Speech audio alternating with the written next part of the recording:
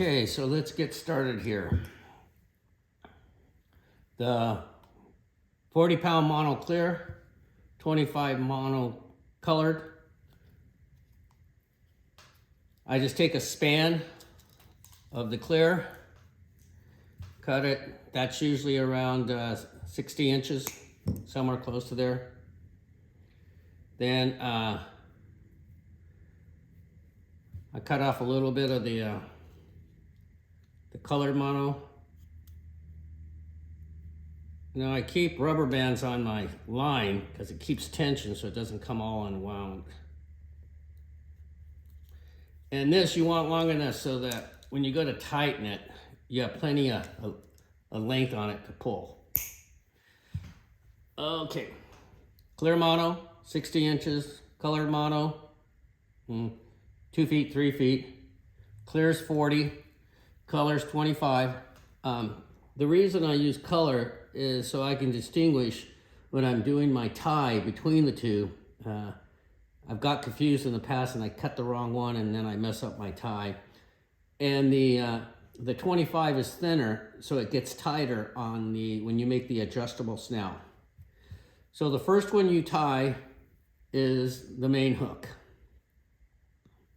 Now, when you load up your hook, you're going to load it like this. And you don't need much going out the other end.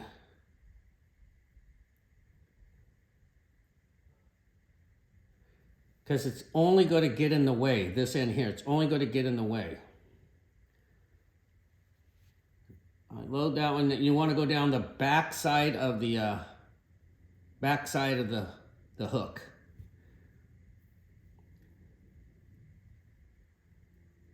Now this one I load up the other way, and I don't leave too much over here, but I need to leave enough so you can pull it, grab it later.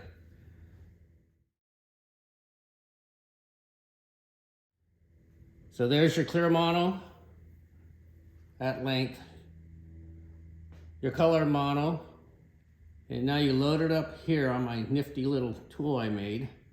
Now the reason, see how there's not much there? You've got to leave enough to be able to pull. Now, the key to starting your snell is to get your mono underneath the hook, because then it holds it in place.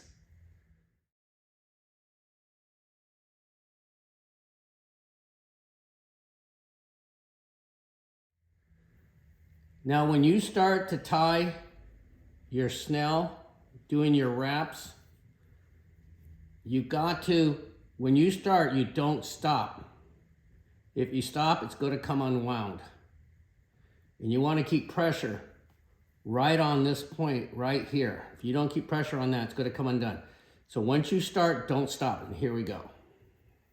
Get enough length.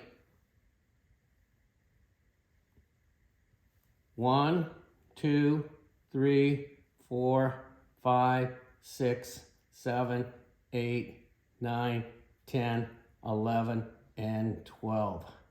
Put pressure on that. If you don't put pressure on that, it's going to come undone. Then you want to thread this right back through. See it coming through there? Grab that. Now pull this slowly because this line likes to get in a big knot. So yeah, see right there, you want to make sure that pulls through. And now we're ready to go.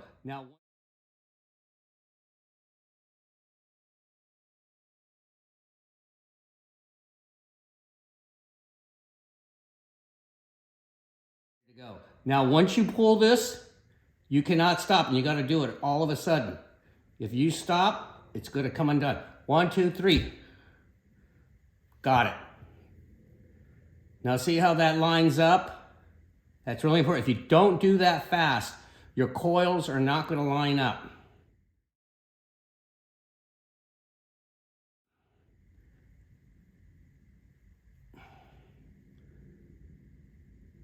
Okay. So right there's our coils. And now I'm going to pull it back up next to the eye. Now it tightens down. Keep coming back up. Right there. I don't know if you can see that. I'll try and, but nice, really nice coil. 12 of them. Now I get both sides of the green and I pull tight, really tight. And then one more tag up against the eye of the hook. Sometimes I use my pliers just to get in there a little tight. There we go. There's your first snell, and that's the adjustable snell. You want to clip your tag ends, but not close, but not too close, because if you get too close, it's going to come undone. It's held in just by tension.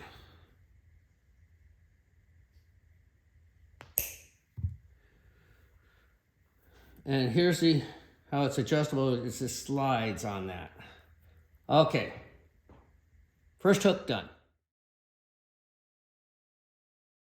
Hook done.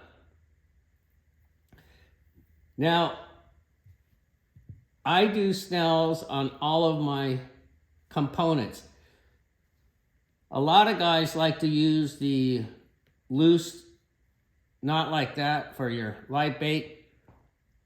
Sometimes I tie it, sometimes I don't. I haven't noticed any difference in the catch ratio using a snell or using the live bait loop knot. I just think there's more durability in the snell. Let's just put it that way. Okay, so with the snell on the stinger or treble, you want to pull enough because you're going to be doing wraps. And your wraps take up some line. So pull off enough so you can do your wraps and still have enough to pull it tight. Now this is really tricky, especially with this big oversized stinger. I'm just doing this to demonstrate so you can see it. But you want to leave enough room so you can get underneath the hook and back in. I'm only going to do like 6 wraps, maybe 8 wraps on this one. You don't need to do 12 on the stinger. And there's usually not enough real estate on the hook to get the 12 wraps on it. Once again, make sure you're underneath the hook before you start. Here we go. 1, 2, 3, 4, 5, 6, 7, and 8. Put the tension on. And this is the really hard part, is to get this back through there. There we go. Oh, this one went really easily. Okay, once again, when you pull this, you got to do it all at once. And there we go. We got it.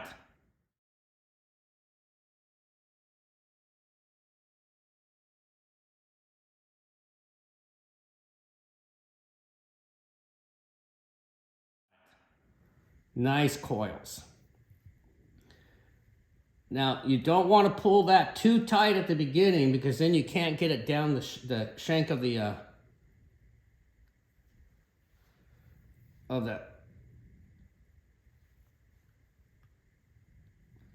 stinger.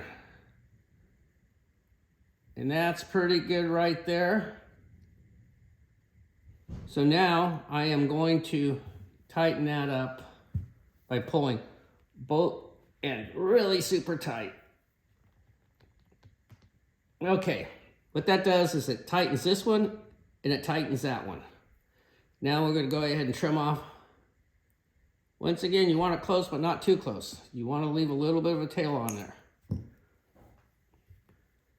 Okay, the first 2 knots are done. I don't know if you could see that, but it's a really nice coil.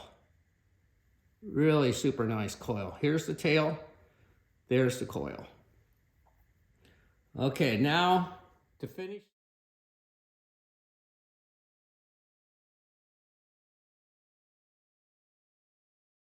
To finish the leader, we got to tie in the swivel. Now when you do the swivel on the hooks, you go this way. On the swivel, because you're tying it to the line, you go the other way. You're not tying it to the fitting. So you put both lines down the tool, and now you're going to tie your knot.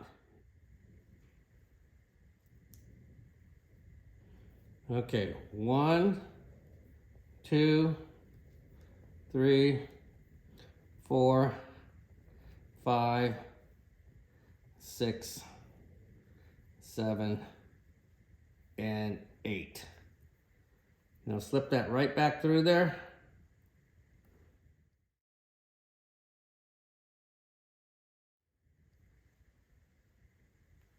Now you got to pull fast and tight. There it is. Nice coils.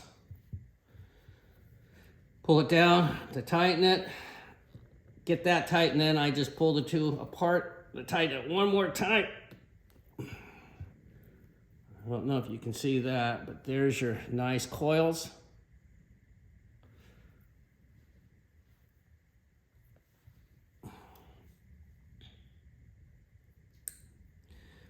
Okay.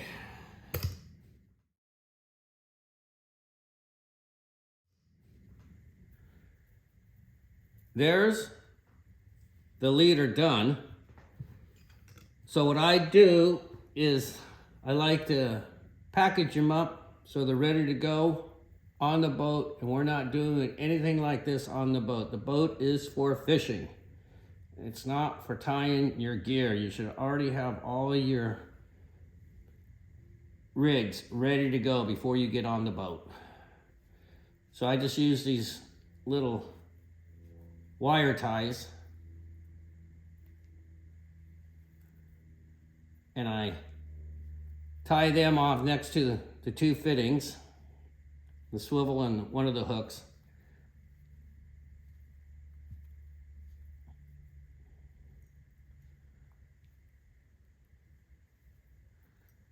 Move that down, and then the extra here, I just put one more little tie wrap on there. And this one, I usually don't twist it. I just let this one go because it just covers more area and keeps the line tidy.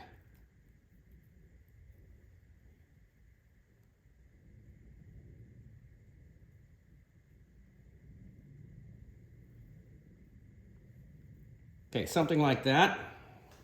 And I have these poly bags.